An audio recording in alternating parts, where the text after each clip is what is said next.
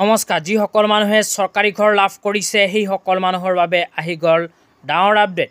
কিয়নো অসম চৰকাৰে যিসকল মানুহে চৰকাৰী ঘৰ লাভ কৰিছে, যিসকল মানুহৰ নাম চৰকাৰী ঘৰৰ নতুন লিষ্টত অন্তৰ্ভুক্ত হৈ আছে, সেইসকল মানুহৰ বাবে ঘোষণা কৰিছে এখন বিশেষ আঁচনি।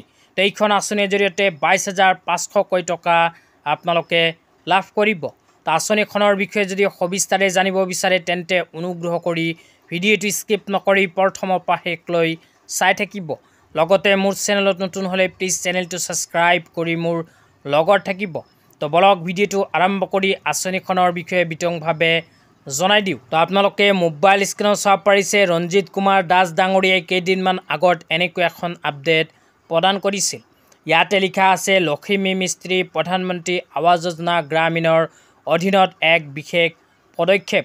তো যিসকল মানুহে প্ৰধানমন্ত্ৰী আৱাস যোজনা গ্ৰামীণৰ চৰকাৰী ঘৰ লাভ কৰিছে সেইসকল মানুহৰ বাবে ঘোষণা কৰিছে লক্ষ্মী মিস্ত্ৰী আঁচনি। তো এইখন আঁচনিৰ জৰিয়তে কি লাভ হ'ব সেয়া আপোনালোকক বিতংভাৱে জনাই দিছোঁ। তাৰপিছত লিখা আছে, এই পদক্ষেপৰ অধীনত মহিলাসকলক বিশেষকৈ PMAYGৰ হিতাধিকাৰীক ৰাজমিস্ত্ৰীৰ কাম, টাইলছ ফিটিঙৰ প্ৰশিক্ষণ ইত্যাদি প্ৰদান কৰা হ'ব।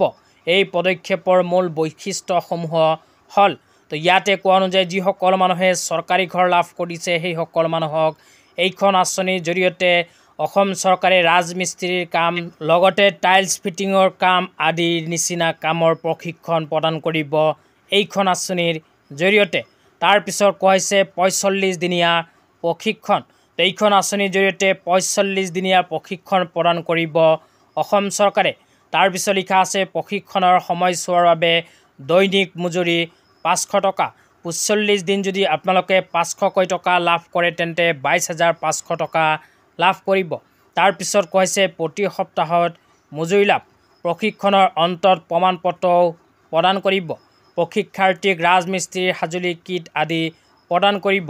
নিৰ্মাণ উদ্যোগত ব্যাপক সুযোগ লাভ হ'ব।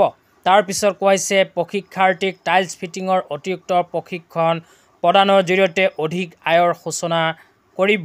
তাৰপিছত কৈছে প্ৰশিক্ষাৰ্থীয়ে যত্ন সহকাৰে নিজৰ ঘৰ নিৰ্মাণ কৰিব পাৰিব।